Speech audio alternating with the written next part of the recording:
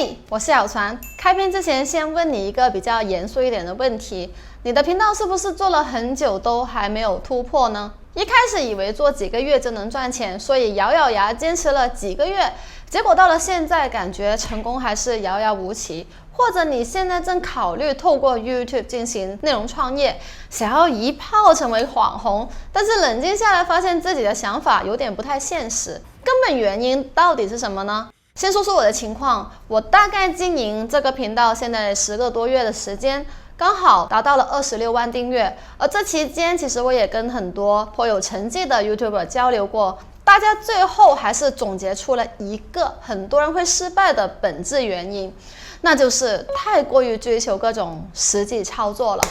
例如，可能有人跟你说你应该把影片弄到至少10分钟以上，或者有人跟你说你应该这么写关键词，而从来没有了解和实践 YouTube 经营的本质，所以才会没办法生存下去。你如果只是吸收别人分享给你的日月精华和各种操作，那其实你跟经营频道、经营个人品牌的本质已经有点背道而驰。因此呢，我想尽可能的解答很多人的迷思，所以想要透过这期影片跟大家解说一下经营 YouTube 频道最本质的成功要素是什么。而我相信这个呢，是对所有领域甚至是各种规模的频道都是共通的。那我们先从结论说起：上兵伐谋，其次伐交，其次伐兵，其下攻城。深一点的解释就是，上等人用兵，凭借谋略取得胜利，其次才会用外交战胜敌人，再次会用武力击败敌军，而最蠢的方法就是直接攻打敌人的城池。其实呢，这是2500多年前孙子留下来的兵家必胜之道，直到2500年之后的现在，也完全可以套用到内容市场里面。所谓谋，其实可以认为是我们的长期发展规划。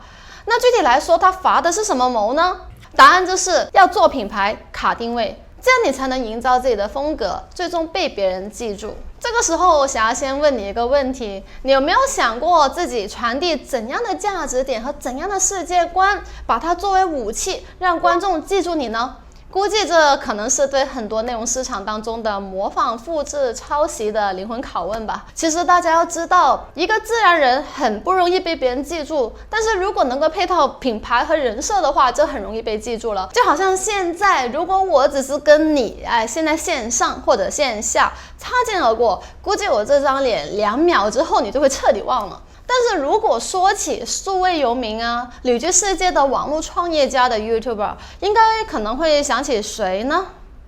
就好像其实以前我透过这些影片还有其他影片吧，传递出自己的生活方式和理念，我作为数位游民的世界观。如果你认同这个世界观的话呢，你就会跟我的价值和理念产生共鸣。再比如说实体产品，鞋子吧，你会想到什么呢？可能你会想到这些国际大牌，反而不会是一些路边卖的廉价球鞋吧。所以呢，刚刚说的就是品牌的力量。品牌透过传递自己的价值点和世界观，代替你们表达出你们心里面想要说的话，受到你们的认可，最终才能被你们记住。而这无论是做美食，还是像我这样透过 YouTube 经营个人品牌创业，都是一样的。而这个时候呢，我相信很多观众会心想，为什么被记住这么重要？观众的接受度是非常有限的。同一个领域，除了头部的几个自媒体账户之外呢，估计很多人很难记住其他自媒体的名字。但是观众的注意力在哪，商机就会在哪，因为广告商也不是傻的嘛。如果只是 copy 别人的领域定位模式，甚至你要传递跟别人一样的价值点或者是世界观的话，你很难被别人记住。所以要不就不要做，要做的话就想办法成为细分领域当中的头部创作者，打造你自己独一无二的个人品牌。就例如问大家一个问题：你现在经常看的领域，你记住了多少名创作者呢？虽然现在大家都在说现在人人是自媒体的时代，但是呢，其实每一个人我觉得都可以理解为是一颗无名的沙子。内容市场这么大，它就像是一片沙漠，而平台演算法扮演着铲子的功能，帮用户在这个沙漠里面挖掘金子。而你作为一个创作者，只有自己变成那颗金子，观众才能在一堆沙子里面把你给挖出来。所以刚刚所说的上兵伐谋，就是把你从沙子变成金子的过程。所以我透过 YouTube 打造个人品牌把沙子打磨成金子的方法，其实在我的 YouTube 课程里面都有详细的解说。免费版的话，在我的描述栏里面，感感兴趣的话，你可以去报名一下。那回到正题，如果说伐谋指的是对于自身品牌和价值的打造，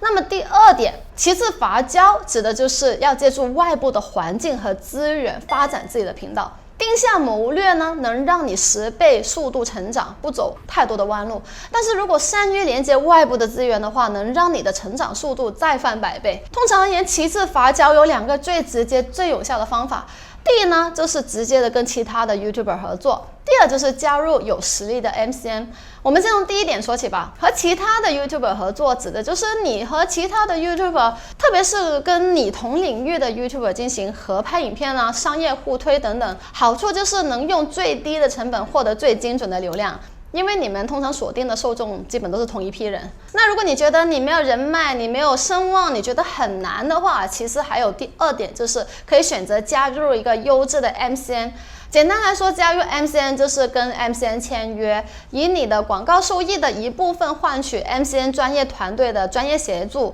这些协助有可能会包括合拍资源、数据分析、内容优化，甚至是剪辑、美工等等。这样的话就能够让你更专注在内容创作本身，省下了很多其他的功夫。例如我跟办公室小野私交还挺不错的，经常会互换情报，他们分享给我行业的最新资讯和数据，我也会回答一些关于运营策略的问题。因此呢，也透过他认识了背后的最大的助力者洋葱国际。可能有一些观众不知道洋葱国际，他们其实是顶级的 MCN 机构，培养了办公室小野、小韩哥、老饭骨、密子君等现象级的头部网红。小频道如果想要找大频道扶持和合作，可能很难，这件事情呢，在他们那里就是家常便饭的事情。不仅仅是内部资源的互助，洋葱其实也非常善于为特定的某个网红制作整合符合他的外部资源。例如小野的朋友密子君的频道，他刚建立的时候呢，就跟小野合拍了影片。除此之外呢，洋葱还为密子君链接了很多外部的资源，让他跟红到烫手的假笑男孩合拍影片，还有跟100万订阅的芊芊进食中合拍了影片，所以他转眼间都突破了10万订阅。不仅如此，之前听小野说，疫情期间他们做了一个非常厉害有意义的事情，他们把旗下分布在很多国家的网红联动起来，做了一个疫情联播网，以传线的方式上下联动，一个接一个的拍摄和介绍当地的疫情情况。例如我是在美国的航母，我介绍完当地的疫情之后，就会口头说明，把这条线交给在日本的大船，然后在我的描述栏、片尾、片中、影片口播当中放入，并且提及在日本的大船的影片链接。然后在日本的大船介绍完之后呢，就会把这个棒交给在泰国的小船。这样不仅在当初疫情信息流爆炸的情况之下，提高了观众获取情报的效率，同时听小野说，这次的社群式的全球动员能力，也让他们获得了640多万次的触及，这个真的很厉害，我也是第一次听说，所以忍不住想要分享给你们有过这样的案例。不过呢，千万不要误会，我不是呼吁大家要加入 MCN， 因为我自己都没有加入任何 MCN， 只是尝试想要告诉你 MCN 有时候其实也是一个很不错的选择。不过呢，千万要注意 MCN 的质量也是参差不齐的。例如我听说过呢，有一些 MCN 机构其实它并没有很强大的运营资源，一个员工运营着100个账号，实际上根本就没有为创作者提供什么服务。而如果是有实力的 MCN 呢，会有 YouTube 的官方资源团队，能够及时的帮助创作者解决例如版权啊、盗版啊、获利啊等等各种问题，也能为你量身定做符合你的 IP 战略规划。一个优秀 MCN 应该具备的功能和特点，我总结了一份文档放在我的描述栏里面，有兴趣的话大家可以去看一下。那我们回到本题，如果刚才说的上兵伐谋，其次伐交你已经做到了，你已经基本成功了。但是如果这个时候不小心做多了一个其次伐兵、旗下攻城的话呢，就是打烂了一手好牌，因为这就意味着你跟其他的 YouTuber 直接的产生了冲突。大家别说这种事情很少发生，但是其实经常存在。例如恶意的评论或者批判别人来抬高自己啊，或者复制别人的内容啊，或者商业模式啊，这些其实都属于直接冲突了。其实多一份冲突就等于说堵死自己的一条路，而你永远无法预计堵死的这一条路呢，在未来会为你带来怎样的影响。所以如果是我，对于真的有问题的人呢，我会尽量的选择无视他。但是呢，世界上这么多好人，这么多优秀的人，有机会的话，我反而会尽全力去称赞我欣赏的人呢。这样做或许还有0.0001%的机会从对方获得好感和认同啊。就好像你想，如果你写了一篇文章，拍了部影片，说某某创作者的100个优点，如果别人知道的话，会不会很惊讶？甚至想要过来感谢你呢？所以批判不会为你带来好处，反而赞美或许会在未来为你带来什么机会吧。所以旗帜滑冰，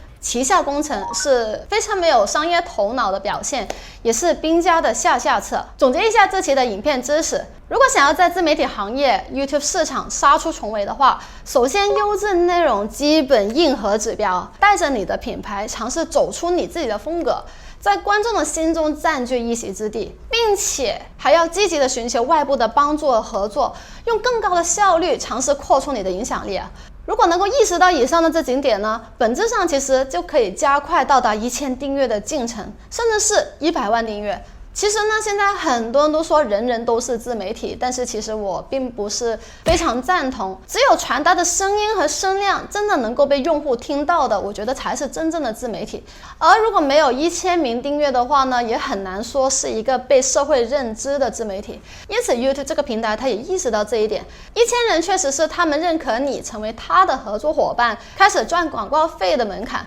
所以呢，还是希望大家能够理解这一期影片的分享，朝着这个目标加油吧。如果你想要学习更多关于如何经营 YouTube 频道、开始网络创业赚钱的这些知识的话呢，我的描述栏有一些学习资源和免费的教学研讨会，感兴趣的话就不要忘了，记得去看一下。还有，如果不知道这个频道的话，先解释一下，这个频道是主要向你分享一些正统靠谱的网络创业和网络赚钱的思维技巧、方法和情报等。感兴趣记得订阅，不止还要点开旁边的小铃铛哦。这样你才不会错过很多重要的资讯。同时，我会在我的 Instagram 无时无刻向大家分享很多数位游民的生活态度啊、生活细节啊，还有网络创业家的一些